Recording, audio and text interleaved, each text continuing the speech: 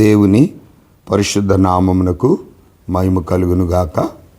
మరలా ఈ ఉదయకాలమున దేవుని యొక్క ప్రేమను, ఆయన యొక్క వాక్యమును, ఆయన వాగ్దానమును జ్ఞాపకం చేసుకున్నట్టుకై ఈ ఉదయకాలం మనకిచ్చిన శ్రేష్టమైన సమయమును బట్టి ఆయనకే ఘనత, మహిమ, ప్రభావములు కలుగునుగాక.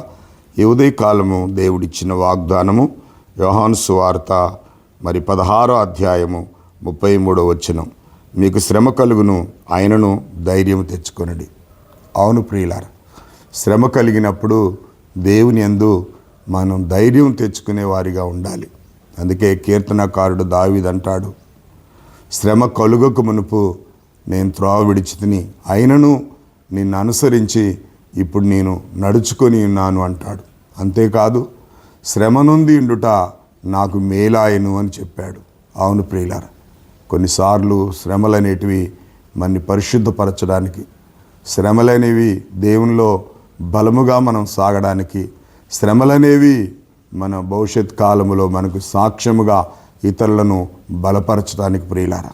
అందుకే దావీదు అంటాడు, శ్రమ దినమున నీవు కృంగిన వాడవైతే నువ్వు చేతకాని వాడవని చెప్పాడు. నిజంగా యోహాను సువార్తలో రాయబడిన ఈ 16వ అధ్యాయములో దేవుని మాటలు మనము జ్ఞాపకం చేసుకున్నట్లయితే తన శిష్యులైనటువంటి వారిని గూర్చి అనేక విషయాలు దేవుడు ఇక్కడ సవిస్తారంగా మాట్లాడినట్లుగా చూస్తూ ఉన్నాం ప్రియులారా. ఆయన హెచ్చరికలు, ఆయన పలుకులు, మరి సత్యస్వరూపైన ఆత్మ మన యొద్దకు వచ్చినప్పుడు ఆ ఆత్మ మన సర్వసత్యములోనికి నడిపిస్తుందని, మరి కొంచెము కాలమే మనకు శ్రమ కలుగుద్దని, అన్ని విషయాల్లో మనం ధైర్యం తెచ్చుకునే వారికి ఉండాలని చెప్పి దేవుని యొక్క వాక్యములో రాయబడింది.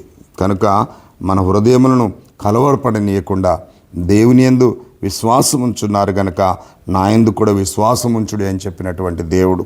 అవును ప్రియులారా, సత్వస్వరూపైన ఆత్మ మనలోనికి వచ్చినప్పుడు మన స్వరసంతులుగా చేస్తుంది అనే విషయం ఎంతో సత్యమైంది. కనుక దేవుని మాటలను బట్టి ధైర్యం తెచ్చుకోవాలి. శ్రమదినమున కృంగిన వాడవైతే చాతకాని వాడవని రాయబడింది. కాబట్టి మీకు శ్రమ కలుగును, ఆయనను ధైర్యం తెచ్చుకోండి చెప్పిన వాగ్దానాన్ని ఎత్తిపట్టి మనం ప్రభువుని స్తుతించి ఘనపరిచి ఆరాధించడానికి పరిశుద్ధాత్మ దేవుడు మనకు సహాయం చేయునుగాక. ప్రార్థన చేసుకుందాం. సకల ఆశీర్వాదంలో కారణభూతుడు అయిన మా తండ్రి, కృపగలిగినటువంటి మా యేసయ్య, మీరు మాతో మాట్లాడిన అమూల్యమైన మీ సందేశాన్ని బట్టి నీకు వందనాలు. మీకు శ్రమ కలుగును, ఆయనను ధైర్యం తెచ్చుకుని మాట్లాడినావు ప్రభా. మా ధైర్యం నీవయ్యా, మా ఆధారం నీవు, మా ఆశ్రయం నీవు, మా కోట, మా కొండ, మా అండదండ నీవయ్యా. నీవు తప్ప మాకెవరున్నారయ్యా? నీవు మాకుంటుండగా లోకములో ఉన్నది ఏదీ మాకు అక్కర్లేదు. ఏదైనా కలిగి ఉన్నామంటే అది నిన్ను బట్టి ప్రభా. కనుక మీరు ఇచ్చిన వాగ్దానాన్ని ఎత్తిపట్టి నేను స్తుతించి ఘనపరిచి ఆరాధించి నీ చిత్తాన్ని జరిగించటం మాకు నేర్పించమని యేసుక్రీస్తు నామంలో అడిగి వేడుకొనుచున్నాను తండ్రి, ఆమెన్. దేవుని పరిశుద్ధ నామమునకు మహిమ కలుగునుగాక.